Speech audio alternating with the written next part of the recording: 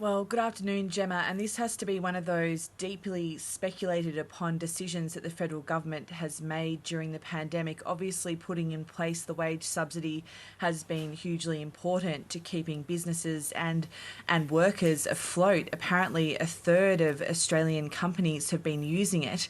At the same time, there has been long speculation about what was going to happen with the reduction of the payment. The government decided to extend it, but at the same time to reduce the amount. So if you're a full-time wage subsidy worker at the moment, it drops from $1,500 a fortnight to $1,200 a fortnight. And if you're part-time, less than 20 hours a week, it drops to $750 a fortnight. But now the rubber will really hit the road in terms of whether people can still afford their bills on that amount of money, whether businesses are able to keep afloat longer term. We know that this is being continually phased out towards March next year.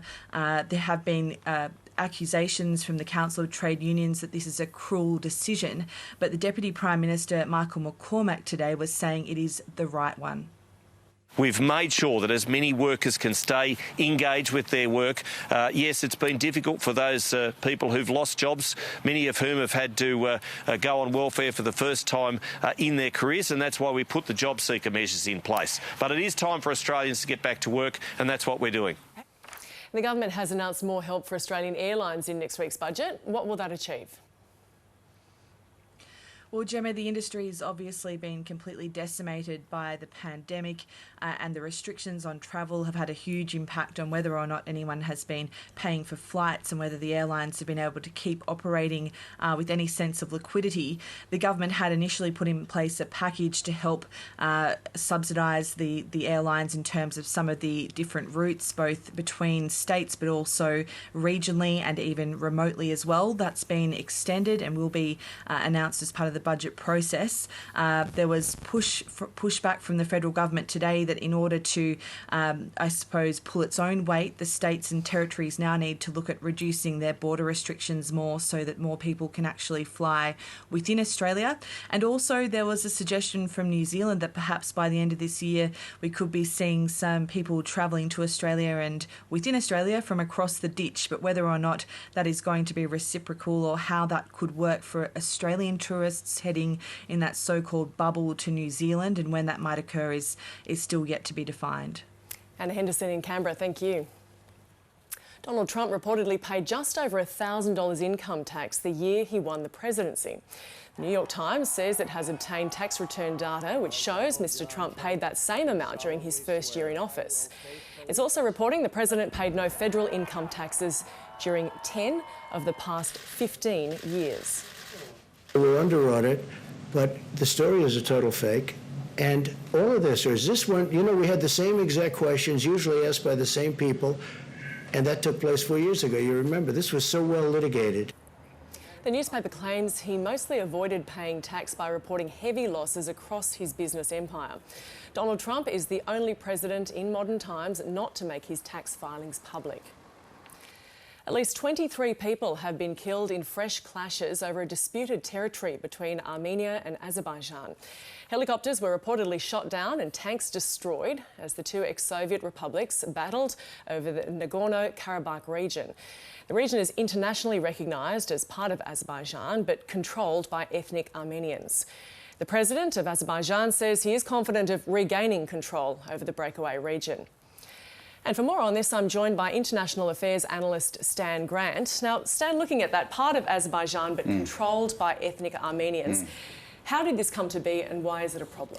Look, it's a conflict that goes back a long way. You could almost call this a 100-year war. You go back to 1918 and Armenia and Azerbaijan were competing and in conflict over territory.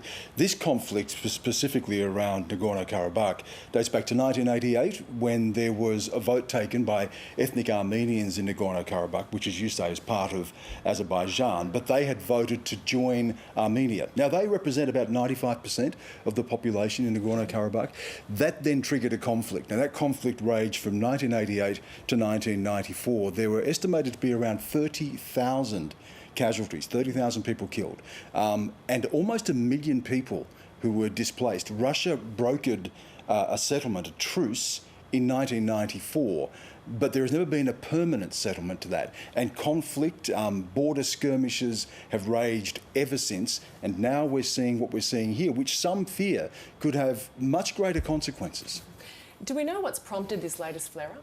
Well, look, it's the inability to deliver a settlement to this, and it is the Azerbaijanis have always said that, this is an insult to them because, of course, after 1988, after the conflict that ended in 1994, Armenia also controlled other territory, occupied territory around Nagorno-Karabakh. So for the Azerbaijanis, it's a question of their own sovereignty, their own territorial integrity.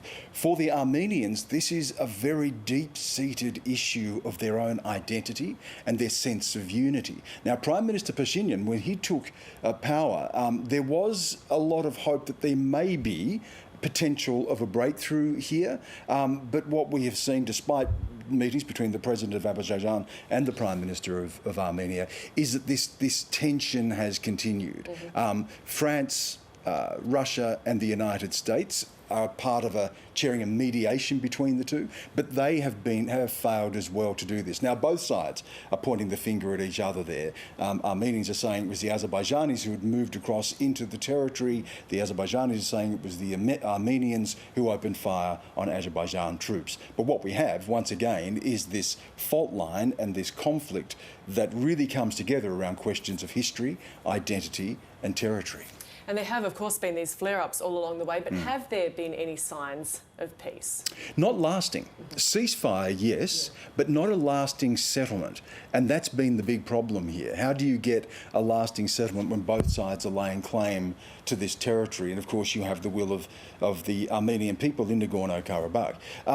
It also plays into more broader politics in the region, and that's one of the concerns here, that there are other fault lines. It is part of a corridor for a gas pipeline. It brings in competing powers in the region, Russia supporting one side, the Armenians, and Turkey supporting the Azerbaijan, and that then has consequences for other parts of the world because, of course, Russia and Turkey are very heavily involved in conflicts in Syria and conflicts in Libya, where they're on opposite sides as well. So this also spills out into other conflicts.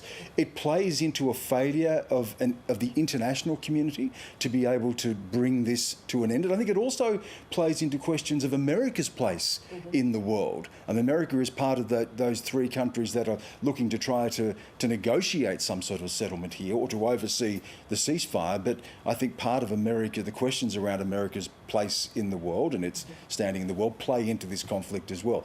It is so deep-seated. When you come to issues of identity, when something personifies who you are, these disputes, as we know, become intractable. We see this in Russia and Ukraine. We saw this in the Russo-German war. We see this in parts of Africa, across the Middle East, where you have sectarian and ethnic-based conflict. I think all this forms part of that narrative of identity wars that we have seen particularly heated since the end of the Cold War.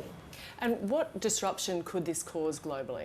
Well, obviously there is gas, that there's an economic and an energy security aspect to this.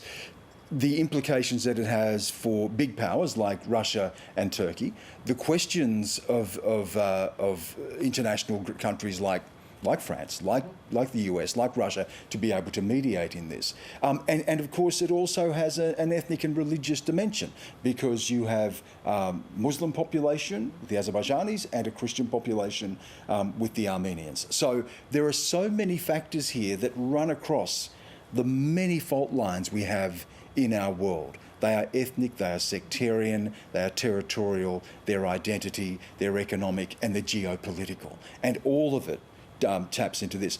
Thomas de Waal, who is a long-time analyst of the region, has said that the outcomes here could be catastrophic.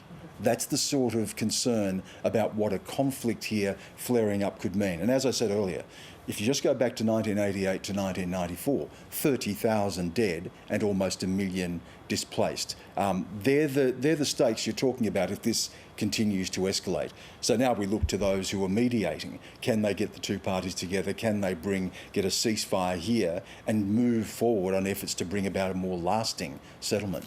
Stan, thank you. That's a pleasure. Bars and restaurants in the French port city of Marseille have closed as part of measures to limit the spread of COVID-19. The closure is expected to last 2 weeks. Last week, France reported more than 16,000 new coronavirus infections, and more than 10% of intensive care beds nationwide are now occupied by COVID-19 patients. The country has reported more than 31,000 virus-related deaths. It has one of the highest tolls in Europe. The UK government has defended its decision to allow students in England to return to university for the new term, despite several outbreaks of coronavirus on campuses. Thousands of students have had to be confined to their rooms, taking classes online. For the student in need, there's one emergency service that always delivers. Parents have stepped in when supermarket slots ran out. It's just really rough at the moment, and we're just really disheartened by the whole entire situation. But these first-year nursing students say they're already rationing food. People wanted to drop out. We're not getting the right uni experience. No, and we're not talking about well. that of going out and partying. We're not getting the right education. We've paid so much for our accommodation and for university. People are really struggling, especially with like anxiety and obviously depression, because they've been told that they're locked up, so basically it's like claustrophobic. Max got a family drop-off on the third day of a fortnight in isolation here. Do you think there might come a time where you need to take him home? Oh, potentially. Potentially, if he... If it was an option and he wanted to and he felt uncomfortable here, then yeah. And while case numbers are low so far, there are concerns about how this is playing out. It's not the law. If enough of you come out, they're not going to do anything. From people in the street and politicians. Students have been done over on their A-levels. They've been done over on Freshers' Week. The government's now threatening to lock them up at university, and very worrying for them. When they graduate, we may be looking at long-term youth unemployment. It's no surprise that students living on top of each other will share the virus, and scientific advisors did predict university spikes. They showed quite clearly that the risk areas were particularly first-year students in halls of residence, as well as face-to-face teaching. So this was very predictable, and it was modelled. 9K for what? A question mark over fees paid for courses moving increasingly online. The government says universities are doing what's needed to keep students and communities safe. We're doing that in order to reduce the spread of the disease, enable them to go back at all. And I think it's important for students not to have to give up a year of their life by not going to university. And they are going to university and paying the fees accordingly. Of course, this is no start to the new term for these students, and there are likely to be others who suffer similar disruption. But what's the alternative? There are no good options here, really, unless everyone's to be denied even the chance of a university experience this year. And in Newcastle, these are the latest arrivals. I still think there'll be plenty going on. It won't be normal, obviously, but I still think I'll have a good time. I'm excited, but quite nervous just because you don't really know what to expect. And then Sunday morning I found out that I was positive. But at the Murano halls of residence in Glasgow, Tessa has the virus. She's one of around 1,000 isolating across Scotland. The reason why it's spreading out of Murano is because people from other unis, or people who don't even go to uni, were coming to Murano for a night out, which it was ridiculous. Back in Manchester, the university's sorting food and essentials as cases start to appear in other places. Students had a tough time getting here, and the start of term everywhere looks tricky. Australia is in its deepest economic downturn since the Great Depression, with the pandemic bringing decades of uninterrupted economic growth to a sudden halt. Tonight, Four Corners investigates the financial fallout for everyday Australians and what the future holds. From today, JobKeeper is being wound back. The full rate falls from $1,500 a fortnight before tax to $1,200, then down to $1,000 before it cuts out altogether at the end of March. It's going to be a devastating impact. It's going to create such social disruption that I think the governments aren't quite comprehending. The beauty and affluence of Byron Bay hide an underbelly of hardship.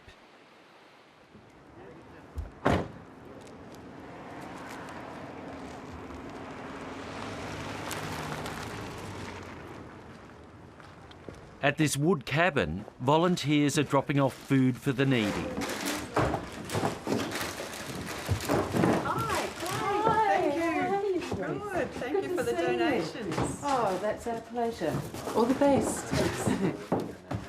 We're seeing dozens and dozens of people coming to us asking for help who have never accessed these services before. These are people who are working pre-COVID. Byron's a very expensive place to live. Most people have 2 or 3 jobs here just to survive. They might have had 3 jobs and lost 1 job. They've never asked for help before, and they're actually ashamed. On the